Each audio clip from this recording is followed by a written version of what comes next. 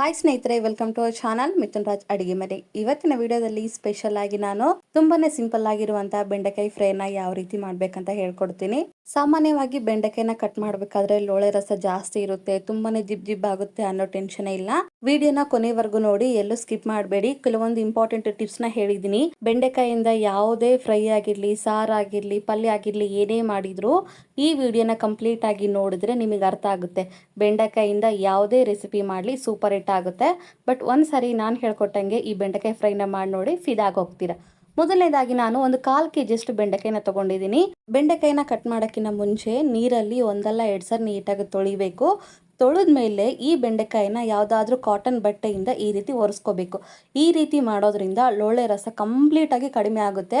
Fry ಆಗಿರಲಿ, ಪಲ್ಯ ಆಗಿರಲಿ, ಸಾರಾಗಿರಲಿ ಸೂಪರ್ ಆಗಿ ಬರುತ್ತೆ. ಅಂಡ್ ನಿಮ್ಮೆಲ್ಲರ ಹತ್ರ ಒಂದು ರಿಕ್ವೆಸ್ಟ್, ನನ್ನ ಚಾನಲ್ನ ಮೊದಲನೇ ಬಾರಿ ನೋಡ್ತಾ ಇದ್ರೆ ಪ್ಲೀಸ್ ಎಲ್ಲರೂ ದಯವಿಟ್ಟು ಸಬ್ಸ್ಕ್ರೈಬ್ ಮಾಡ್ಕೊಳ್ಳಿ. ಪಕ್ಕದಲ್ಲೇ ಇರುವಂಥ ಬೆಲ್ ಬಟನ್ನ ಕ್ಲಿಕ್ ಮಾಡಿದ್ರೆ ನಾನು ಯಾವಾಗ ವಿಡಿಯೋಸ್ ಹಾಕಿ ನೋಟಿಫಿಕೇಶನ್ ಬರುತ್ತೆ. ಎಲ್ಲ ಬೆಂಡೆಕಾಯಿನ ಕಟ್ ಮಾಡಿಕೊಂಡು ಒಂದು ಬೌಲಲ್ಲಿ ಹಾಕೊಂಡಿದ್ದೀನಿ. ನಂತರ ಈ ಕಡೆ ಕಡಾಯಿಯಲ್ಲಿ ಒಂದು 4 ಟೇಬಲ್ ಸ್ಪೂನ್ ಅಷ್ಟು ಶೇಂಗಾ ಬೀಜನ ಹಾಕೊಂಡು ಗ್ಯಾಸನ್ನ ಲೋ ಫ್ಲೇಮ್ ಅಲ್ಲಿ ಇಟ್ಕೊಂಡು ಶೇಂಗಾ ಬೀಜನ ಚೆನ್ನಾಗಿ ಹುರ್ಕೋಬೇಕು. 1/4 kg ಬೆಂಡೆಕಾಯಿಗೆ ಒಂದು 4 ಟೇಬಲ್ ಸ್ಪೂನ್ ಅಷ್ಟು ಶೇಂಗಾ ಬೀಜ ಆದ್ರೆ ಕರೆಕ್ಟ್ ಆಗುತ್ತೆ. ಆದಷ್ಟು ಗ್ಯಾಸನ್ನ ಲೋ ಫ್ಲೇಮ್ ಅಲ್ಲಿ ಇಟ್ಕೊಂಡು ಮೇಲ್ಗಡೆ ಸಿಪ್ಪೆ ಬಿಡೋವರೆಗೂ ಫ್ರೈ ಮಾಡ್ಕೊಳ್ಳಿ. ನಂತರ ಒಂದು ಪ್ಲೇಟ್ಗೆ ಹಾಕೊಂಡಿದ್ಮೇಲೆ ಕಂಪ್ಲೀಟ್ ಆಗಿ ಆರಿದ ಮೇಲೆ ಮಾತ್ರ ಶೇಂಗಾ ಬೀಜನ ಮಿಕ್ಸಿ ಜಾರಲ್ಲಿ ಹಾಕೊಂತಾ ಇದ್ದೀನಿ. ನಂತರ ಇದೇ ಮಿಕ್ಸಿ ಜಾರ್ಗೆ 1 ಟೀ ಸ್ಪೂನ್ ಅಷ್ಟು ಧನಿಯಾ ಪೌಡರ್ನ ಹಾಕ್ತಾ ಇದ್ದೀನಿ. ನಂತರ ಖಾರಕ್ಕೆ ತಕ್ಕಂಗೆ ಖಾರ ಹಾಕೊಳ್ಳಿ. 1.5 ಟೀ ಸ್ಪೂನ್ ಅಷ್ಟು ಖಾರದ ಪುಡಿನ ಹಾಕೊಂಡಿದ್ದೀನಿ. ನಂತರ 1/4 ಟೀ ಸ್ಪೂನ್ ಅಷ್ಟು ಅರಿಶಿನ ಪುಡಿ ಹಾಕೊಳ್ಳಿ. ನಂತರ 1 ಗಡ್ಡೆ ಬೆಳ್ಳುಳ್ಳಿನ ಸಿಪ್ಪೆ ತೆಗ್ದಿಲ್ಲ ಹಾಗೆ ಹಾಕೊಳ್ತಾ ಇದ್ದೀನಿ.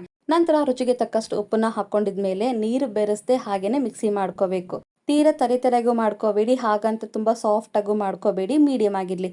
ವಿಡಿಯೋದಲ್ಲಿ ಕಾಣಿಸ್ತಾ ಇದೆಲ್ಲ ಇಷ್ಟಿದ್ರೆ ಸಾಕು ಕನ್ಸಿಸ್ಟೆನ್ಸಿ, ಇದು ಸೈಡ್ಗೆ ಇರ್ಲಿ. ನಂತರ ನಾನು ಬೆಂಡೆಕಾಯಿನ ಫ್ರೈ ಮಾಡಲಿಕ್ಕೆ ಒಂದು ಪಾನಲ್ಲಿ 3 ರಿಂದ 4 ಟೇಬಲ್ ಸ್ಪೂನ್ ಅಷ್ಟು ಎಣ್ಣೆ ಹಾಕ್ತಿದ್ದೀನಿ. ಬೆಂಡೆಕಾಯಿ ಫ್ರೈ ಮಾಡಬೇಕಾದ್ರೆ ಸ್ವಲ್ಪ ಎಣ್ಣೆ ಕ್ವಾಂಟಿಟಿನ ಜಾಸ್ತಿನೇ ಹಾಕೊಳ್ಳಿ, ರುಚಿ ಚೆನ್ನಾಗಿರುತ್ತೆ. ಇವಾಗ ಗ್ಯಾಸನ್ನ ಲೋ ಫ್ಲೇಮ್ ಅಲ್ಲಿ ಇಟ್ಕೊಂಡು ಕಟ್ ಮಾಡ್ಕೊಂಡಿರುವಂತ ಎಲ್ಲಾ ಬೆಂಡೆಕಾಯಿನ ಹಾಕೊಂಡಿದ್ಮೇಲೆ ನೀಟಾಗಿ ಫ್ರೈ ಮಾಡ್ಕೋಬೇಕು. ನೀವು ಒಂದು ಅಬ್ಸರ್ವ್ ಮಾಡಿದಿರಾ, ನಾನು ಬೆಂಡೆಕಾಯಿ ಫ್ರೈ ಮಾಡಬೇಕಾದ್ರೆ ಲೋಳೆ ರಸ ಎಷ್ಟು ಕಡಿಮೆ ಆಗಿದೆ ಅಲ್ಲ, ಅದಕ್ಕೆ ಹೇಳೋದು ಬೆಂಡೆಕಾಯಿನ ಡೈರೆಕ್ಟ್ ಆಗಿ ಕಟ್ ಮಾಡಿದ್ಮೇಲೆ ನೀರಲ್ಲಿ ತೊಳೆಯೋಕ್ಕಿಂತ ಬೆಟರ್ ಫಸ್ಟೇನೆ ಬೆಂಡೆಕಾಯಿನ ತೊಳೆದ್ಬಿಟ್ಟು ಬಟ್ಟೆಯಿಂದ ನೀಟಾಗಿ ಒರೆಸಿ ಆಮೇಲೆ ಕಟ್ ಮಾಡ್ಕೊಳ್ಳಿ. ತುಂಬ ಜನ ಏನು ಮಾಡ್ತಾರೆ, ಕಟ್ ಮಾಡಿದ್ಮೇಲೆ ಬೆಂಡೆಕಾಯಿನ ತೊಳಿತಿರ್ತಾರೆ. ಆ ರೀತಿ ಮಾಡ್ಕೋಬೇಡಿ. ಆ ರೀತಿ ಮಾಡೋದ್ರಿಂದ ಲೋಳೆ ರಸ ತುಂಬಾನೇ ಬರುತ್ತೆ. ನೋಡಿದ್ರ ವಿಡಿಯೋದಲ್ಲಿ ಕಾಣಿಸ್ತಾ ಇದೆಲ್ಲ, ಗ್ಯಾಸನ್ನ ಮೀಡಿಯಂ ಫ್ಲೇಮಲ್ಲಿ ಇಟ್ಕೊಂಡೆ ನಾನು ಎಲ್ಲ ಬೆಂಡೆಕಾಯಿನ ನೀಟಾಗಿ ಫ್ರೈ ಮಾಡ್ಕೊಂಡಿದ್ದೀನಿ.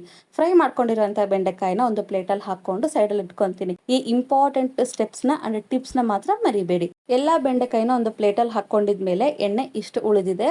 ಇದಕ್ಕೆ ನಾನು ಇನ್ನೂ ಒಂದು ಅರ್ಧ ಟೀ ಸ್ಪೂನ್ ಅಷ್ಟು ಎಣ್ಣೆ ಹಾಕ್ಕೊಂತೀನಿ. ಎಣ್ಣೆ ಬಿಸಿ ಆದ್ಮೇಲೆ 1 ಹಿಡಿಯಷ್ಟು ಕರಿಬೇವನ್ನ ಹಾಕ್ತಾ ಇದ್ದೀನಿ. ಈ ಒಂದು ಫ್ರೈಗೆ ಕರಿಬೇವು ಹಾಕೋದ್ರಿಂದ ಒಳ್ಳೆ ಟೇಸ್ಟ್ ಬರುತ್ತೆ. ಆದಷ್ಟು ಫ್ರೆಶ್ ಆಗಿರುವಂಥ ಕರಿಬೇವನ್ನ ಯೂಸ್ ಮಾಡಿ. ನಂತರ ಮಿಕ್ಸಿ ಮಾಡಿರುವಂಥ ಖಾರದ ಪುಡಿನ ಹಾಕ್ತಾ ಇದ್ದೀನಿ. ಈ ಬೆಳ್ಳುಳ್ಳಿ ಮತ್ತು ಖಾರದ ಪುಡಿ, ಧನಿಯಾ ಪುಡಿ ಏನೆಲ್ಲ ಹಾಕಿರ್ತೀವಲ್ಲ ಆ ಒಂದು ಪೌಡರ್ನ ಹಾಕಿ ಗ್ಯಾಸನ್ನ ಲೋ ಫ್ಲೇಮಲ್ಲಿ ಇಟ್ಕೊಂಡು ಮಸಾಲೆಗಳಲ್ಲಿರುವಂಥ ಹಸಿ ವಾಸನೆ ಹೋಗೋವರೆಗೂ ಫ್ರೈ ಮಾಡಬೇಕು. 1 ಅಥವಾ 2 ನಿಮಿಷದೊಳಗೆ ಫ್ರೈ ಆಗಿಬಿಡುತ್ತೆ. ಆ್ಯಂಡ್ ಹಸಿ ವಾಸನೆ ಕೂಡ ಹೋಗಿ ಸ್ವಲ್ಪ ಉದುರುದ್ರಾಗುತ್ತೆ. ನೋಡಿದ್ರ ಇವಾಗಲೂ ಡಿಫ್ರೆನ್ಸ್ ಕಾಣಿಸ್ತಾ ಇದೆ. ಇಂಥ ಟೈಮ್ನಲ್ಲೇ ಫ್ರೈ ಮಾಡಿರುವಂಥ ಬೆಂಡೆಕಾಯಿನ ಹಾಕ್ತಾ ಇದ್ದೀನಿ. ಇನ್ನು ಎಕ್ಸ್ಟ್ರಾ ಈ ಒಂದು ಬೆಂಡೆಕಾಯಿ ಫ್ರೈಗೆ ಏನೂ ಹಾಕೋ ಅವಶ್ಯಕತೆ ಇಲ್ಲ. ಸಿಂಪಲ್ ಆಗಿ 5 ರಿಂದ 10 ನಿಮಿಷದಲ್ಲೇ ಬೆಂಡೆಕಾಯಿ ಫ್ರೈ ರೆಡಿನೇ ಆಗೋಗುತ್ತೆ.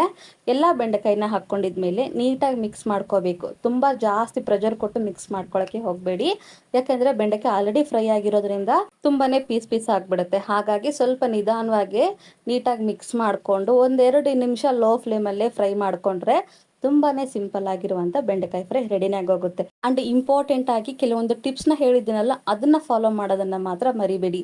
ಈ ಒಂದು ಬೆಂಡೆಕಾಯಿ ಫ್ರೈಗೆ ಒಂದೇ ಅಲ್ಲ, ಬೆಂಡೆಕಾಯಿ ಸಾರು, ಪಲ್ಯ ಎಲ್ಲದಕ್ಕೂ ಆ ಒಂದು ಟಿಪ್ಸ್ನ ಅಪ್ಲೈ ಮಾಡ್ಕೊಂಡು ಮಾಡಿ ತುಂಬ ರುಚಿಯಾಗಿ ಬರುತ್ತೆ ಎಲ್ಲ ಅಡುಗೆಗಳು ಕೂಡ. ಈ ಬೆಂಡೆಕಾಯಿ ಫ್ರೈ ಅನ್ನ, ಚಪಾತಿ, ರೊಟ್ಟಿ ಎಲ್ಲದಕ್ಕೂ ಸೂಪರ್ ಆಗಿರುತ್ತೆ. ನೀವು ಒಂದ್ಸಲ ಟ್ರೈ ಮಾಡಿ ನೋಡಿ. ಈ ರೆಸಿಪಿ, ಈ ವಿಡಿಯೋ ನಿಮಗೆ ಇಷ್ಟ ಆದರೆ ನನ್ನ ಚಾನಲ್ನ like, share, comment and subscribe ಮಾಡ್ಕೊಳ್ಳೋದನ್ನ ಮಾತ್ರ ಮರಿಬೇಡಿ. ಓಕೆನಾ? ಮುಂದಿನ ವಿಡಿಯೋದಲ್ಲಿ ಮತ್ತೆ ಸಿಗ್ತೀನಿ. ಅಲ್ಲಿವರೆಗೂ ಟೇಕ್ ಕೇರ್, ಬಾಯ್.